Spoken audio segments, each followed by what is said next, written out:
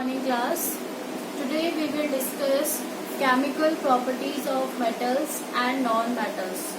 इससे पहले हमने क्या पढ़ा था? Physical properties of chemical metals and non metals. Physical properties में हमने काफी सारे पैरामीटर्स को डिस्कस किया था.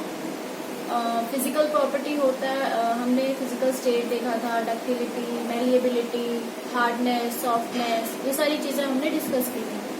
केमिकल प्रॉपर्टीज में हम डिस्कस करेंगे.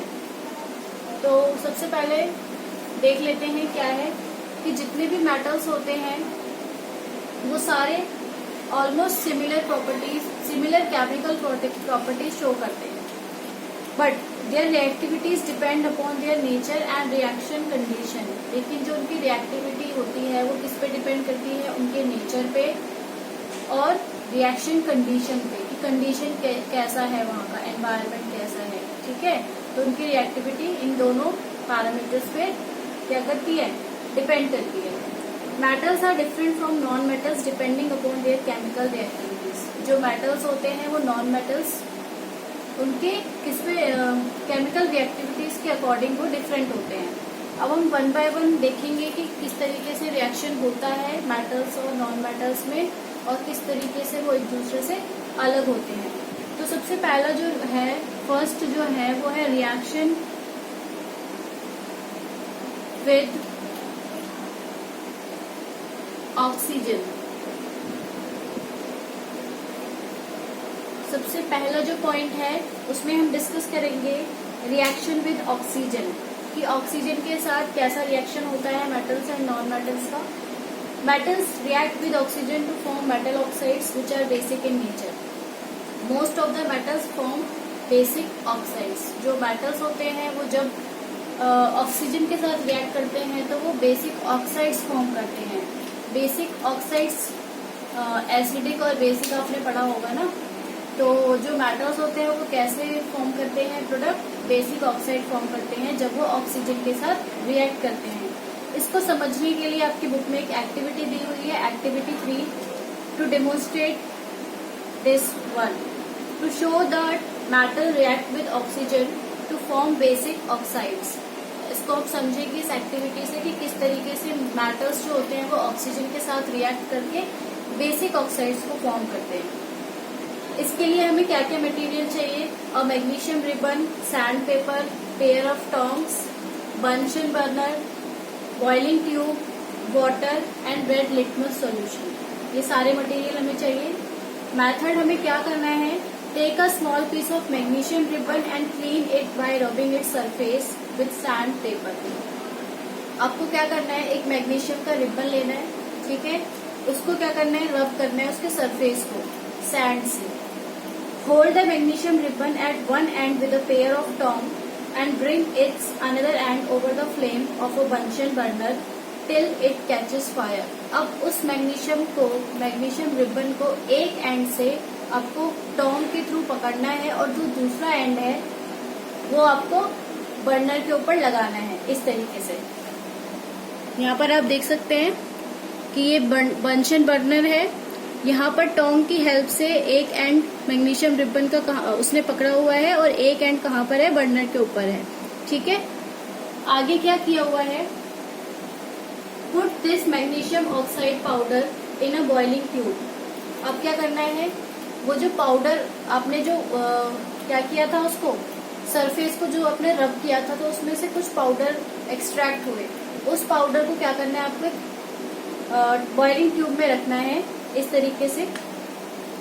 ठीक है, now add a little water and shake it. अब उस बॉइलिंग वाटर में आपको पानी डालना है और उसको अच्छे से शेक करना है.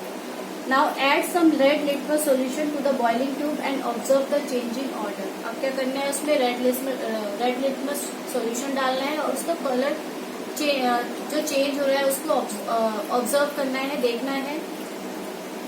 ऑब्जर्वेशन आपने क्या देखी? When magnesium metal burns in air, it combines with oxygen to form magnesium oxide, white powdery substance. कि जो आपने मैग्नीशियम का रिबन बर्न किया उसमें जब वो हीट हुआ तो उसने ऑक्सीजन के साथ कंबाइन करके मैग्नीशियम ऑक्साइड बना लिया. जो मैग्नीशियम था उसमें ऑक्सीजन के साथ कंबाइन करके क्या बना लिया, मैग्नीशियम ऑक्साइड बना लिया। ठीक है, जब उसको बर्न किया, ठीक है, तो लाइट की प्रेजेंस में, हीट की प्रेजेंस में उसने मैग्नीशियम और ऑक्साइड जब कंबाइन हो गए तो उसने मैग्नीशियम ऑक्साइड बना लिया। क्या बना लिया, बेसिक ऑक्साइड, बेसिक ऑक्साइड। ये पहला ऑब्जर्वेशन देखा गया। दूसरा है magnesium oxide dissolves in water partially to form magnesium hydroxide solution. दूसरे में जब पाउडर को, मैग्नीशियम ऑक्साइड पाउडर को वाटर में डिसॉल्व किया गया तो उसने क्या बनाया, मैग्नीशियम हाइड्रोक्साइड बेस बनाया। ऑक्सीजन के साथ क्या बनाया, बेसिक ऑक्साइड, MgO बन गया। मैग्नीशियम ऑक्साइड जो पाउडर निकला उसको जब वाटर के साथ मिक्स करके शेक किया तो उसने क्या बनाया, magnesium hydroxide. This magnesium hydroxide turns red litmus solution blue. अब जो हमने सॉल्यूशन बनाया था उस बॉइलिंग ट्यूब में, इस बॉइलिंग ट्यूब में जो मैग्नीशियम और वाटर का सॉल्यूशन बनाया था MgOH2, जब इसको रेड लिटमस सॉल्यूशन के साथ चेक किया गया तो उसने ब्लू कलर शो किया। क्या शो किया, ब्लू कलर सॉल्यूशन। इसका सॉल्यूशन का कलर कैसा हो गया, ब्लू। जब हमने इसमें क्या ऐड किया, रेड लिटमस सॉल्यूशन, इस सॉल्यूशन में हमने रेड लिटमस सॉल्यूशन डाला तो सॉल्यूशन कैसा हो गया, ब्लू कलर का। और ब्लू कलर का सॉल्यूशन बेसिक होता है या एसिडिक होता है, बेसिक होता है। तो हमने यहाँ पर क्या देखा कि मैग्नीशियम हाइड्रोक्साइड क्या बन गया, बेस नेचर का फॉर्म हो गया। कंक्लूजन क्या निकला, metal reacts with oxygen to form basic oxide, कि जब मेटल्स ऑक्सीजन के साथ रिएक्ट करता है तो क्या फॉर्म करता है, basic oxides. Now similarly when an iron object is left in damp air for a considerable time it gets covered with a reddish brown flaky substance, this is called rusting of iron. आपने देखा होगा लोहा, आपके घरों में भी होगा, है ना, आपने नोटिस भी किया होगा कि जब लोहे को, आयरन को जब कुछ टाइम के लिए बाहर छोड़ दिया जाता है, ऐसे यूजलेस की जैसे छोड़ दिया जाता है, उस पर ध्यान नहीं दिया जाता है, और उस पर बारिश का पानी, इधर उधर का पानी जब लग जाता है तो वो आयरन क्या हो जाता है, उसमें रस्टिंग आने लग जाती है, जंग लगने लग जाता है, देखा होगा। तो उसमें एक लेयर सी होने लग जाती है, रेडिश ब्राउन कलर की लेयर। उसी लेयर को क्या कहा जाता है, रस्टिंग, रस्टिंग कहा जाता है कि आयरन की क्या हो गई, रस्टिंग हो गई, रस्टिंग ऑफ आयरन हो गया। तो ये क्या होता है, क्यों होता है ये भी इसी वजह से होता है कि जो मेटल होता है, जो आयरन मेटल होता है, वो ऑक्सीजन के साथ या मॉइस्ट एयर के साथ या वाटर के साथ रिएक्ट करके क्या हो जाता है, उसकी रस्टिंग हो जाती है। During rusting of iron, iron metals combine with oxygen of air in the presence of water to form hydrated iron oxide. Rusting of iron कब होता है, जब आयरन को मॉइस्ट एयर में या जो वाटर होता है एयर में प्रेजेंट उसके साथ छोड़ दिया जाता है तो वो आयरन ऑक्साइड फॉर्म कर लेता है। This hydrated iron oxide is called rust, और इसी को क्या कहा जाता है, rust. It is reddish brown in colour, और इसका कलर कैसा होता है, रेडिश ब्राउन। तो यहाँ पर रिएक्शन क्या बनेगी,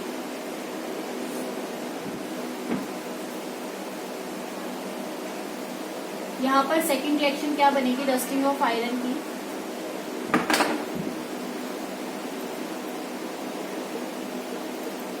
रस्टिंग ऑफ आयरन, ये जो आयरन है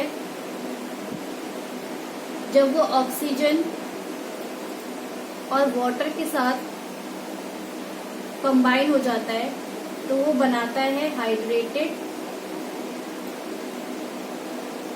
आयरन ऑक्साइड।